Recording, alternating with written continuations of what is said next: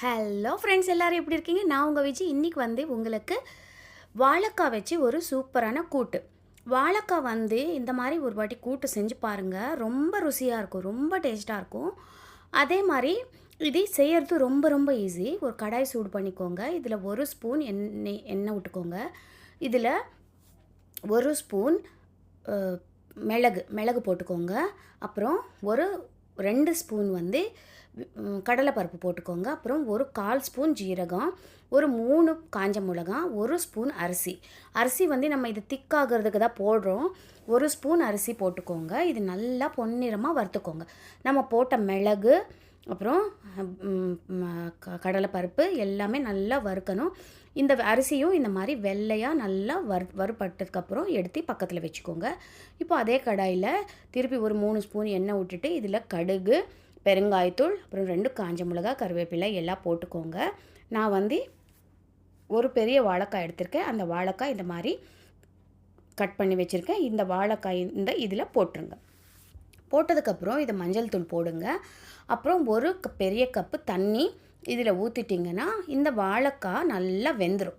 இந்த வாழைக்காய் வேகிறதுக்கு ரொம்ப டைம் எடுக்காது.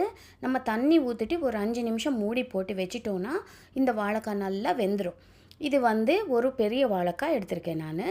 இதுக்கு தகுந்த மாதிரி நம்ம தண்ணி 1 கப்பு போட்டோன்னா மூடி போட்டோன்னா ஒரு 5 நிமிஷத்தில் இந்த வாழைக்காய் சூப்பராக வெந்துடும். இதுக்குள்ளே நம்ம வறுத்து வச்சுருக்கோம் இல்லையா, நம்ம கடலைப்பருப்பு இதெல்லாம் வறுத்து வச்சுருக்கோம் இல்லையா, அது கூட ஒரு பாதி மூடி தேங்காயும் சேர்த்துட்டு ஒரு சின்ன நெல்லிக்காய் அளவுக்கு புளி சேர்த்துட்டு இது நல்லா மையாக பேஸ்ட்டாக அரைச்சி வச்சுக்கணும். இது நம்ம ஏற்கனவே வறுத்து வச்சுருக்கோம். அதில் கொஞ்சம் புளி அப்புறம் தேங்காய் இந்த மாதிரி பேஸ்ட்டாக நம்ம அரைச்சி ரெடி பண்ணி வச்சுக்கணும். இப்போ இந்த வாழைக்காய் நல்லா வெந்துருச்சு, பார்த்திங்களா, சாஃப்டாக வெந்துருச்சு. இப்போ நம்ம முன்னாடி அரைச்சி வச்சுருக்கோம் இல்லையா பேஸ்ட்டு, அது இதில் போட்டுடலாம். இதிலவே புளியும் சேர்த்துட்டோம் நம்ம. அதனால் இப்போ ஸ்பெஷலாக எதுவுமே ஆட் பண்ண வேணாம். இந்த பேஸ்ட் நல்லா இதில் போட்டுருங்க. கூடவே ஒரு 1/2 கப் தண்ணி ஊற்றுங்க. ஏன்னா நம்ம இதில் எல்லா கடலைப்பருப்பெல்லாம் போட்டதுனால, அரிசி போட்டதுனால கொஞ்சம் திக்காகும். அதனால் ஒரு 1/2 கப்பு தண்ணியும் போட்டிங்கன்னா கன்சிஸ்டன்சி நம்மளுக்கு கூட்டு கன்சிஸ்டன்சி கரெக்டாக இருக்கும். இப்போ இதில் ருசிக்கேற்ப உப்பும் போட்டுக்கோங்க. உப்பு போட்டதுக்கப்புறம் இந்த கிரேவியில் இந்த நம்ம போட்ட வாழைக்காய் நல்லா ஒரு 5 நிமிஷம் நல்லா கொதிக்கணும். ருசிக்கேற்ப உப்பு இப்போ தான் போட்டேன். இது நல்லா மிக்ஸ் பண்ணிவிட்டு நல்லா ஒரு கொதி வரணும். ஒரு 5 நிமிஷத்துலேருந்து 7 நிமிஷம் நல்லா கொதிக்கணும். இப்போ கொஞ்சம் தண்ணியாக தெரியுது இல்லையா, ஒரு 5 நிமிஷத்துக்கு அப்புறம் இது நல்லா திக்காயிடும்.